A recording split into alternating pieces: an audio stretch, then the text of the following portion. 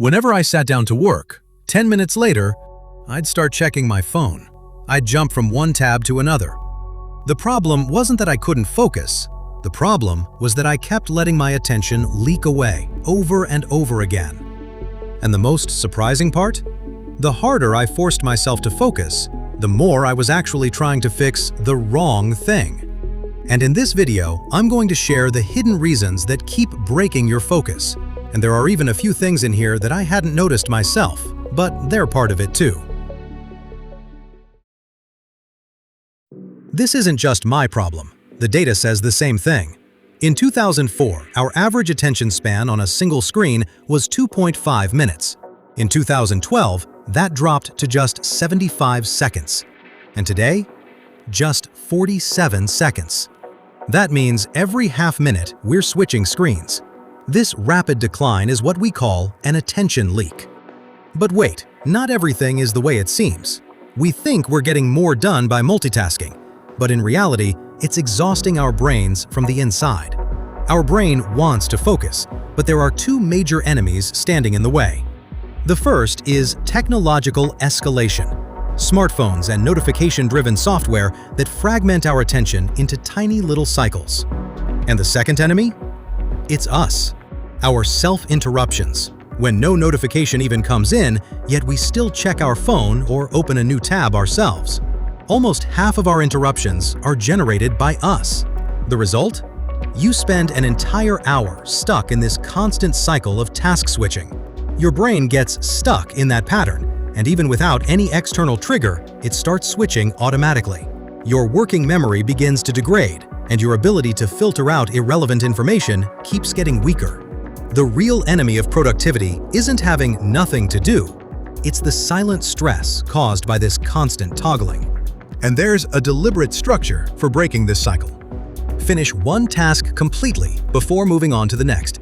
Batch similar tasks together, like handling all your emails at once. Try a popular method, like a rhythm of 25 minutes of focus and a 5-minute break. Shut down the triggers that provoke self-interruption, close extra tabs, and turn off your notifications. Distraction isn't the real enemy. Constant switching is. So start by getting control over the switches you initiate yourself. Now think about this.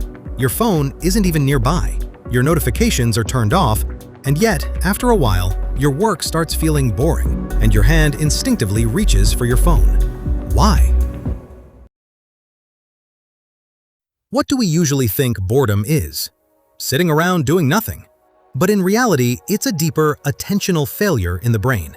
Your brain is constantly looking for patterns so it can extract meaning from them. You want to engage in something satisfying, but your brain fails to connect your attention to it in the right way. According to psychology, this mismatch happens when a task is either too easy, understimulating, or so difficult that your brain can't follow it. Your brain's biggest goal is survival. That's why boredom isn't an enemy. One influential theory in psychology says boredom is a kind of homeostatic signal. Just like when your body runs low on energy, your brain sends you a signal of hunger, boredom sends a signal that says, "Boss, you're wasting your time here. Go do something worthwhile." It protects you from apathy, that state where you're completely sluggish and helpless, just lying around doing nothing.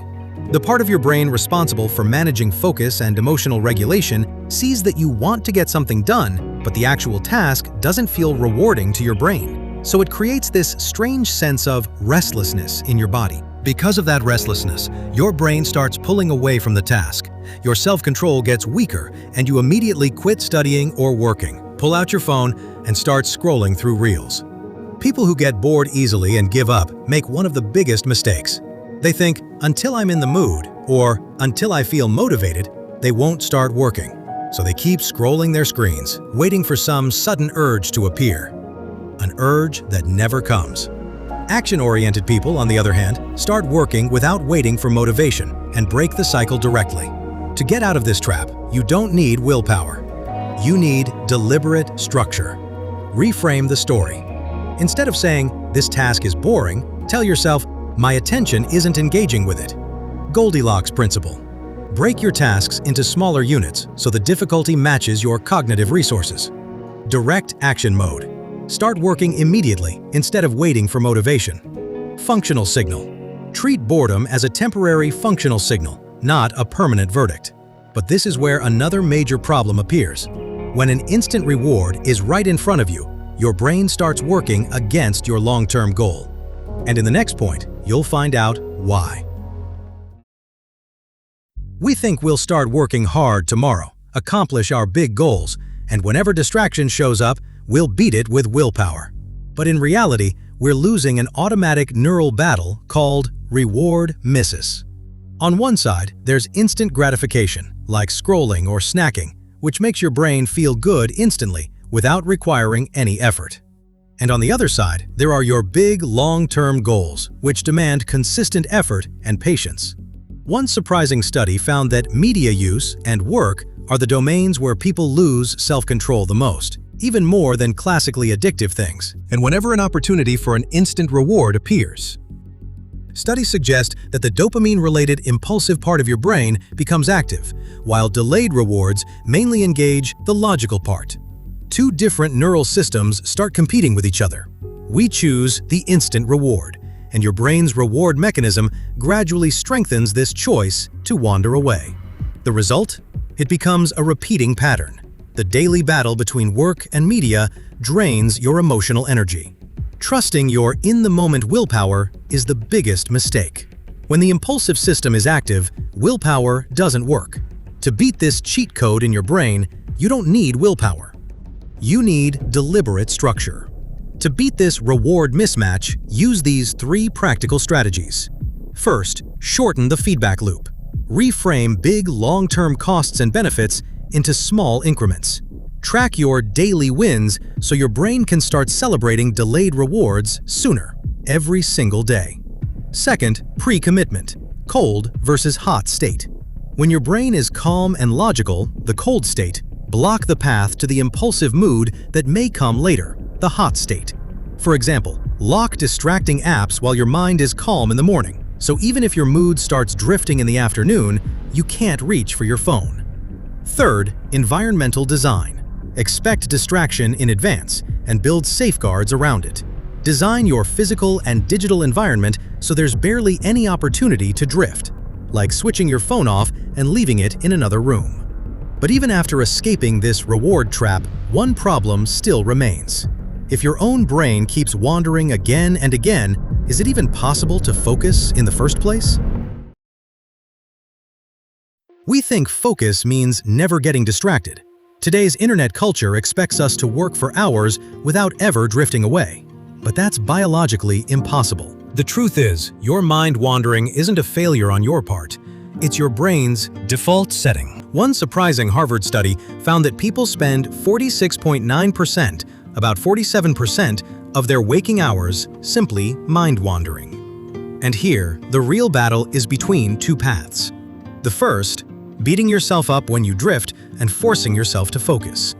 And the second, not judging yourself when your mind wanders and returning to the task as quickly as possible. So what happens when we choose the first path? Your mind wanders and you immediately start criticizing yourself. The result? Instead of calming down, your brain becomes even more distracted and restless. Your mood gets worse, because research suggests that mind wandering itself can contribute to a worse mood, and you move even farther away from focus. The real insight is this: when you're a little kinder to yourself, you can get back into focus much faster. The real path to focus isn't preventing your attention from wandering. It's the speed at which you return.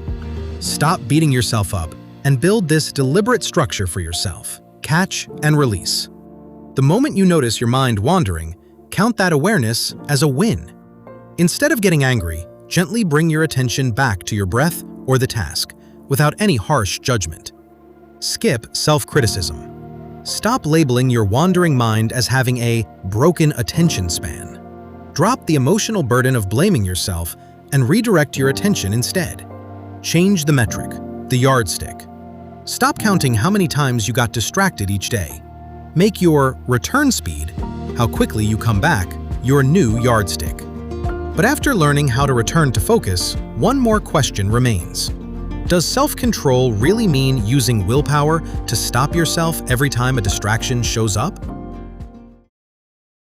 We think people with strong self-control suppress every temptation with their iron-like willpower. But not everything is the way it seems. A famous study suggests that this isn't true at all. People with the best self-control don't spend their entire day fighting to restrain themselves.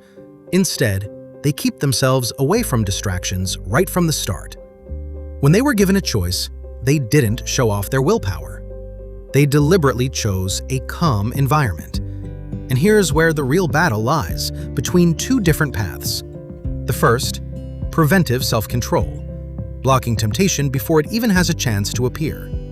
And the second, reactive self-control, forcing yourself to resist after you're already caught in the trap. Research has shown that blocking temptation beforehand is far easier and better for your brain than fighting it head-on once it's right in front of you. But most people choose the second path. And what happens is, you see fighting distraction head-on as a sign of strength, so you leave temptation sitting right in front of you. Your brain naturally looks for energy-saving shortcuts after making countless decisions throughout the day. And when temptation is sitting right in front of you, fighting your brain in that moment becomes the hardest thing to do. And you lose. People with the best self-control aren't heroes with unlimited willpower. Their environment is designed in a way that they barely have to face temptation at all. Preventive self-control beats reactive willpower across the board. To change this battleground in your brain, use these 3 practical, deliberate strategies. First, change your physical and digital spaces so you don't have to face temptation in the first place. Instead of fighting a willpower battle every single day, make one-time structural decisions, like working in another room or moving to a different space while you work. Second, instead of relying on your in-the-moment willpower, use technology to your advantage, like activating app blockers for social media before you start working. Third, prepare your shield before temptation arrives by using implementation intentions. Treat willpower not as your main weapon, but simply as an emergency backup. The yardstick, measurement. Measure your self-control by how well you prevent yourself from entering tempting situations, not by how well you suppress temptation once it's already in front of you.